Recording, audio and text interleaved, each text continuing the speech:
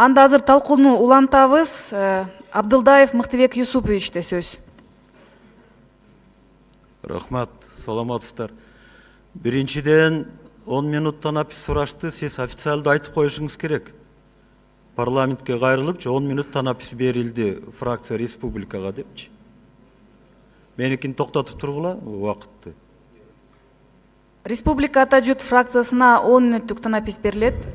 Уланта бериңиз. Кечиресиздер, азыр Мыктыбек Юсупович туралы вопрос көтөрдүңүз.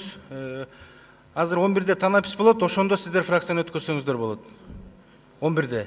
Жыйын убагында регламент жол бербейт, фракция өткөрсөңүздөр да чечим чыгарсаңыздар мыйзамсыз болуп калат. Ошондуктан саат 11-де танапис жарыялаганда өткөрүп чечим алсаңыздар болот. Же саат 1-де тынык убагында. Дастан Арсызбекович, кайсы регламентте ошентип жазылган? Регламентте ошондой Мыктыбек Юсупович. Айтып койсоңор статьясын. Азыр мен сизге айтам. Анткени фракция сураганда бериш керек. Жыйындын убагында, жыйын токтолот, эгерде кворум болбосо. Ушундай да. Мыктыбек Юсупович, чечими тура эмес болуп калат экен регламент. Жок, анда чечим кабыл алынып калса. Жок, анда фракцияны көрсөтүп койгула. Азыр Мыктыбек Юсупович. Мен анда өзүм суроомду өтө берейин. Ооба, Мыктыбек Юсупович, сөз сизде. Мен биринчиден мындай түшүнүп атам, урматтуу Дастан Арсызбекович, катышып отургандар. Мынабул каралып жаткан маселе ведомстволордун, бийликтердин орун басарларына эле керек окшойт да. Анда баарын ордун алмаштырып койбойлубу? Буларды биринчи лицо кылып коелу. А биринчи лицо зам болуп жүрө берсин. Бул биринчиси. Экинчиси, биз кечөөнө эки комитетте карагандан кийин чечим чыгардык элек. Өзүбүз кетирген кемчиликти өзүбүз оңдойлу, чогуу депчи. Ошондуктан буга парламент дагы, өкмөт дагы, сот бийлиги дагы, калган мамлекеттик органдардын баары тең аралашыш керек деген чечим кабыл алынган. Ошону сыйлап койсок болот эле да. Эми мен өзүм суроолорума өтөйүн. Мага Дастан Арсызбекович, убактын баары кетип калды. Мага лидердин 2 минутасын берип коюңуз. Макул. Мына мен кечөөнү Жеңиш Парпиевичке суроо берсем, айтты. Мен 1 жылдан бери координатор болуп иштеп атам, ушул реформаны иш жүзүнө ашырганга деди. Ошол координациялык кеңештин төрагасы менмин деди. Мен макул дедим. Суроо берсем, бир да суроого жооп ала алган жокмун.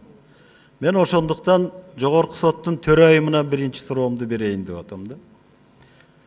Сиз айтып койсоңуз, мына эң негизги мыйзам бар. Мыйзамдын аты ушул 5 кодекс менен 2 мыйзамды иш жүзүнө ашыруу. Туурабы?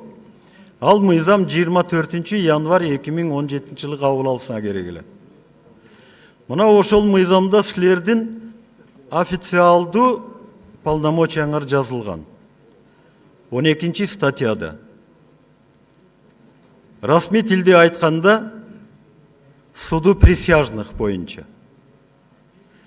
Мына мен окуп коеюн. 1 январь 2020 жылдан баштап Бишкек шаарында жана Ош областында сот отурумунда ошо присяжныйлар келип отуруш керек. Буга даярдыгыңыздар кандай?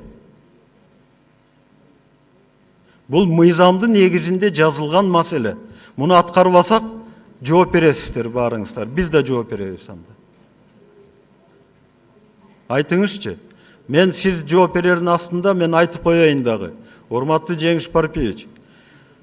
2 жыл болду.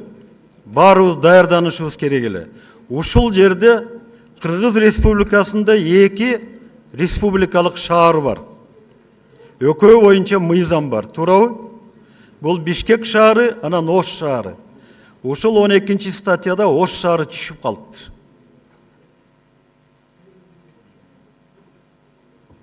Анан аны 2 жылда же өкмөт көрбөсө, же сот көрбөсө, же башкы прокурор көрбөсө, же депутаттар көрбөсөк, анда кандай Дастан Арсызбекович? 2 жыл бергенбиз мораторий убагын. Мына эми төрайым жооп берсин. Кандай иштер болот? Присяжныйларды каерде окутасыздар? Ким тандайт аларды? Соттордун мекемелери тиги иштеген орундары кандай реконструкция болот? Ушуну түшүндүрүп бериңизчи. Саламатсыздарбы, урматтуу депутаттар, Мыктыбек Юсупович, сиздин сурооңузга чындыгында сот арачылар жөнүндө мыйзам эчак эле кабыл алынган. Эрежелердин баары ошакта жазылган болчу. Сиз мынау пункт боюнча айтыңыз, кандай аткарылат? Азыр ошол 2020 жылга деп атабыз, Ош менен Бишкекте эң биринчи бизде имараттар керек болуп атат. Биз ошон үчүн айтып атабыз, кошумча курулуштар 2019 жылы киргизилип атат. Ошко дагы, Ош шаардык сотко дагы, Кара Суу райондук соттордун имараттары боюнча. Окутуу боюнча бизге сот арачыларды окутуу биздин укуктарыбызга да кирбейт, милдеттерибизге да кирбейт. Сиз конкреттүү айтпай атасыз. Кандай иш-чара бар? Качан? Мисалы үчүн Ош областынын райондорунда кимиңиздер барып 10 ай калды, 10 айда даярдайсыздар? Биз аймактарды кыдырып атабыз, бир сыйра карап чыкканбыз, жана тергөө судьяларга кандай шарт түзүлгөн деп бир сыйра карап чыкканбыз. Өткөн жумада дагы бир ирет ошол аймактардын баарын кыдырып атабыз. Кайсы имараттар муктаж ошол сот арачылары институтун киргизүүгө. Өзүбүздүн кызматкерлерибизди дагы ошол боюнча окутабыз бул жылдын ичинде, 2019 жылдын ичинде. Кандай чакыртыш керек, тизмени жергиликтүү органдар түзөт, ошол сот арачыларга ким макул болот, тизмеси ал жергиликтүү органдар түзөт, сот арачыларынын тизмесин. Биз өзүбүздүн кызматкерлерибизди үйрөтөбүз. Ошол эрежеси кандай, чакыртуу кандай, кайсы жерге алар жайгашат, аларга атайын бөлмө сот имараттарынын ичинде. Ошо. Каражаттарды болсо атайын 2019-2020 жылга дагы көрсөткөнбүз, ошол институт киргизүү үчүн бизге каражаттар керек деп, ал каржы министрлиги деле билет ал жөнүндө. Дастан Артысбекович, көрдүңүзбү? Жооп жок. Бир пункт айта алышпайт. Кандай уюштуруп иштеп? 10 секунд бергиле. Муну 10 класстын окуучусу деле айтат, ментипчи. Менин кийинки суроо. Мыктыбек Юсупович, кечирип коюңуз. Мен өткөндө дагы айтып кеттим эле. Чындыгында сын таккан туура эмес. Биз баарыбыз мамлекеттик кызматкербиз. Этиканы сакташыбыз керек. Эмне үчүн сиз ошентип айтып атасыз? 10 класстагы окуучу деп. Кандай жоопту угат элес менден? Мен конкреттүү жоопту угайын деп атам. Конкреттүү. Кандай конкреттүү? Анда айтып берсеңизчи, кандай жоопту угайын деп атасыздар? Мыктыбек 10 секунд бергиле. Суроо болуп калды, мен жооп берейин. Мына ушул статья боюнча өкмөт менен жогорку сот иш-чара уюштуруп, биринчиден каражатты бөлдүртүп, экинчиден ошону уюштура турган жооптуу кызматкерлер. Мыктыбек Үчүнчүдөн ошол сот арачаларына аралаша турган адамдардын баарын тандап, аларды окутуп, соттордун зданияларынын баарын даярдап, анан кийин анан чечим чыгардык депчи. Анын бири айтылган жок да. Маселе ушунда болуп атпайбы? Сиз капа болбоңуз. Биз айтып атабыз да, бизде да күнөө болуп атат депчи. Мына кеп ушунда болуп атат. Сиз туура түшүнүңүз дагы, сынды туура кабыл алып, ошону аткарып коюш. 2 жыл убакыт болду.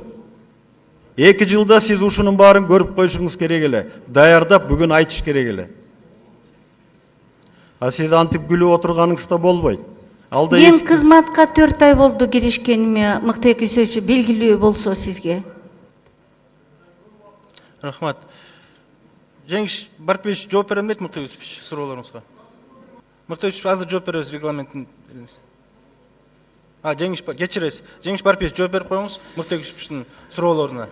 Урматтуу Мыктыбек Юсупович, мына койылган сурооңузга да жооп берип коелук. Суд присяжный боюнча 45 главада каралган УПКда. Ал эми Уголовный кодекстин 12 беренесинде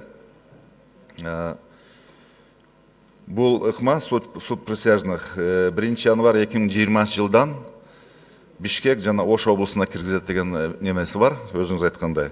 Бул боюнча кандай иш-чара көрөбүз? Бул боюнча мына биз белгилеп кеткендей, кийинки азыркы 2019 жылга 744 миллион сом бюджетте каралган ар кандай иш-чараларга. Анын ичинде сот тармагына мына 427 миллион каралган. 427 миллион. Кандай жумуштары боюнча айтып кетсем, мына орусча расмий тил менен: оснащение залов судебных заседаний аудио-видео фиксирующим оборудованием 102 миллион.